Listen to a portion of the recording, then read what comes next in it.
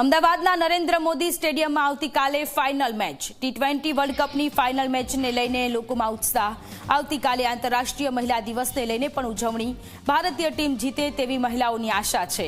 Final મેચને લઈને મહિલાઓમાં ભારે ઉત્સાહ જોવા મળી રહ્યો છે। આવતીકાલે ટી20 વર્લ્ડ કપની final match Narendra Modi stadium ખાતે રમાવા જઈ રહી છે અને એ સિવાય આવતીકાલે આંતરરાષ્ટ્રીય મહિલા દિવસની ઉજવણી, ત્યારે આ વખતે મહિલાઓએ પણ એ આશા સેવી છે કે ભારતીય ટીમ જીતે।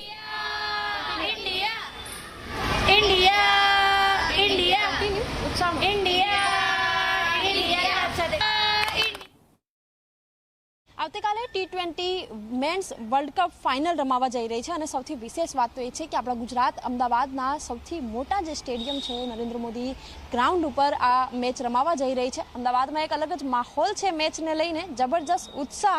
અને આવતીકાલનો દિવસ એટલા માટે પણ મહત્વપૂર્ણ છે કારણ કે જે આંતરરાષ્ટ્રીય મહિલા દિવસ છે તેની પણ ઉજવણી કરશે। ઘણી બધી યુવતીઓ અત્યારે તો આપણી સાથે ઉપસ્થિત છે, એમની સાથે વાતચીત કરીશું, એમને પૂછીશું કે મેચને લઈને એમનામાં એવો કઈ રીતે એક્સપેક્ટેશન રાખી રહી છે અને વિશેષ તો મહિલા દિવસે તેઓ અપેક્ષા શું રાખી રહી છે। જે યુવતીઓ છે એમની સાથે વાતચીત કરીશું, એમને પૂછીશું। ખૂબ મહત્વપૂર્ણ દિવસ, એક તો મહિલા દિવસ પણ અને એની સાથે સાથે વર્લ્ડ કપ પણ રમાવા જઈ રહ્યો છે, શું એક્સપેક્ટેશન છે? અમારી તો એક્સપેક્ટેશન એ જ છે કે એના વુમન્સ ડે પણ છે, એની જોડે આપણે વર્લ્ડ કપ છે મેન્સનું, ટી20 છે, તો અમે તો ફૂલ સપોર્ટ છે ઇન્ડિયાને। ઇન્ડિયા જીતશે એ તો નક્કી જ છે। બિલકુલ, ઇન્ડિયા જીતશે અને દરેક પ્લેયર ખૂબ સારું રમે એવી કોઈક અપેક્ષા છે? શું અપેક્ષા છે? એ જ અપેક્ષા છે કે બહુ સારું રમે, ખૂબ સારા રન કરે અને બધા રેકોર્ડ તોડી નાખે અને આ વુમન્સ ડે માટે એક બેસ્ટ ગિફ્ટ કહેવાશે જે આ ટીમ જીતશે ને ઇન્ડિયાની માટે। બિલકુલ, ઇન્ડિયા ટીમ જીતે એ આ દેશની દરેક જે મહિલાઓ છે તે એક્સપેક્ટેશન રાખી રહી છે અને એ જ ભેટ પણ માંગી રહી છે।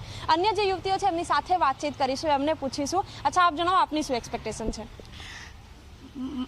કાલે કેવી રીતે ચીયર અપ કરશો ટીમને?